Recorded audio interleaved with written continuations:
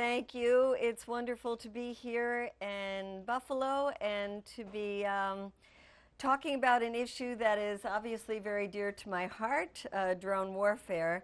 And I wanted to just give you a little background first about why I wrote a book on drone warfare. And it really dates back now to over 10 years when the U.S. first, after 9/11, invaded Afghanistan.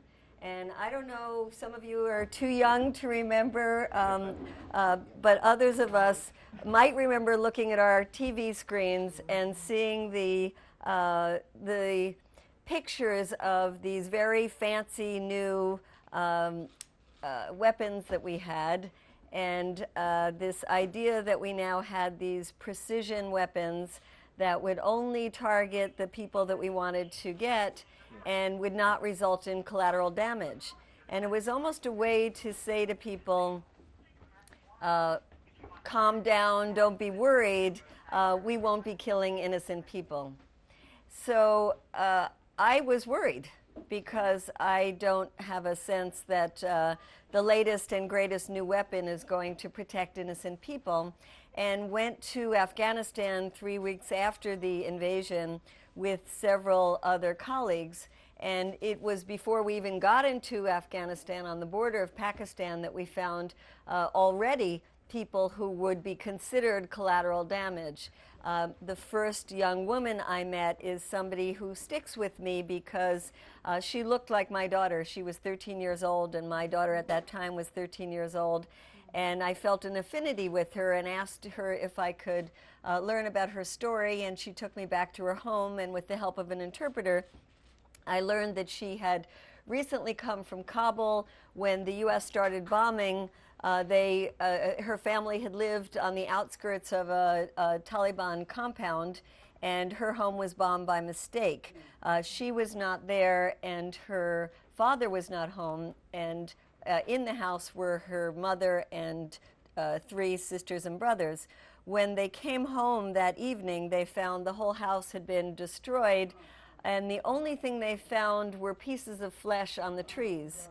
That was all that was left of the family.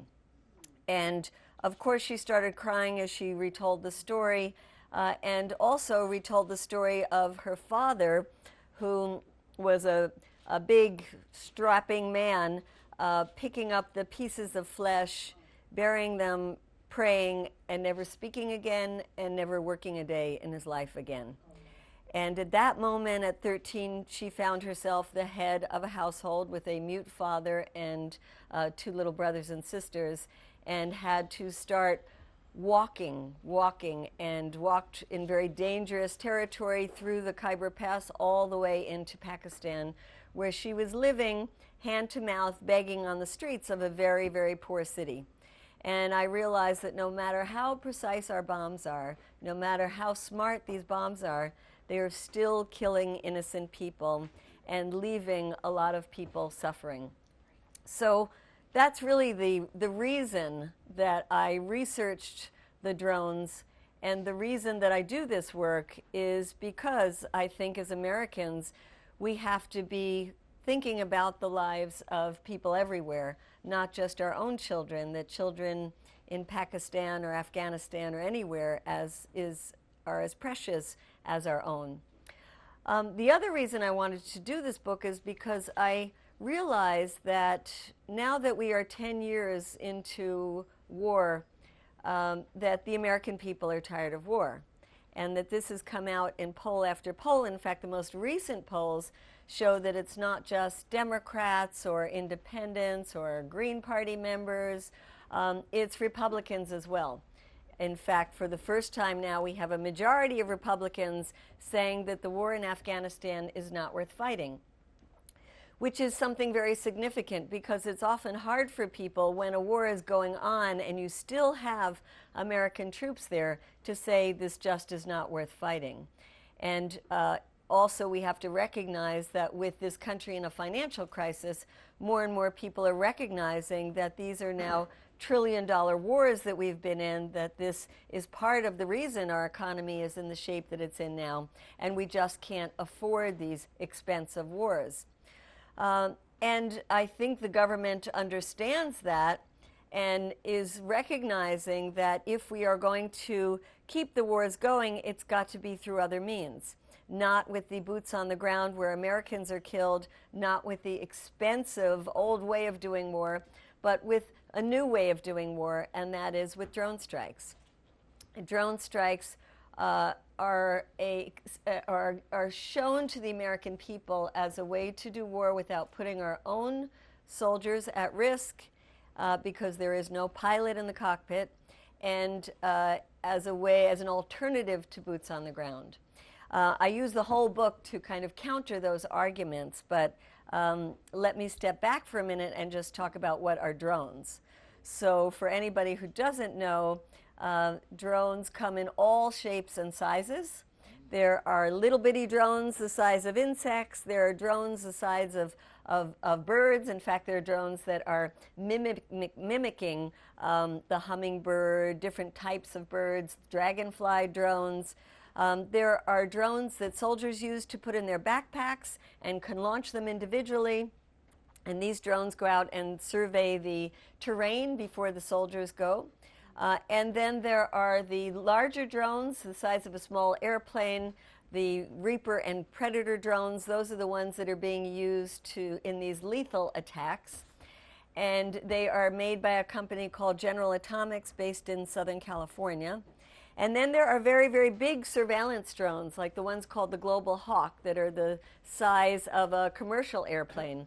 These can fly at 60,000 feet altitude and give you the sight of an entire city at once.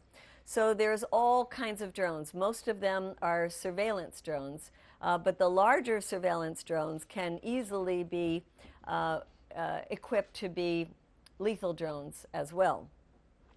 So who is piloting these drones? Well, some of you in this audience actually have been protesting at the Hancock Air Force Base, which is one of the places where drones are being piloted. Another place is outside Las Vegas, Nevada, the Creech Air Force Base. And there's many bases around the United States where drone pilots are either being trained, or drones are being tested, or they're being piloted. So this is a new kind of warfare where you don't even have to be in the area of the battle. You can be thousands and thousands of miles away looking at the battlefield through a video screen. In fact, the manufacturers admit that the screens are really, the design is taken from the video games that teenagers have grown up playing, and that it's easier for them when they are recruited and become drone pilots. They are used to using these kind of PlayStations and joysticks. In fact, the UN has said that the U.S. has created a PlayStation mentality to war. It is a very surreal kind of thing to think about pilots being in an Air Force base in the United States, or when the drones are being run by the CIA, they can be outside of Virginia. And they are in an air-conditioned room, they're sitting in an ergonomic chair, and they are looking for hours and hours on end at a scene in a place that they may never have been to, don't speak the language, don't know the culture, and they are hovering over people's homes for days at a time, sometimes weeks at a time. And they are the ones then that press the kill button. Now, studies have been done that show that these pilots are oftentimes having the same kind of trauma that soldiers on the battlefield have, because they're being asked to do something that I think our brains are not really wired to do, and that is to kill people remotely during the day and then go home in the evening to their families, where they're supposed to be loving fathers, loving husbands, integrated members of their community, part of their church group. And this is very hard for some of these pilots to do. There is another problem that the pilots talk about, and that is boredom, that they're just sitting in front of a screen for hours and hours and hours on end. In fact, some of them say they would rather be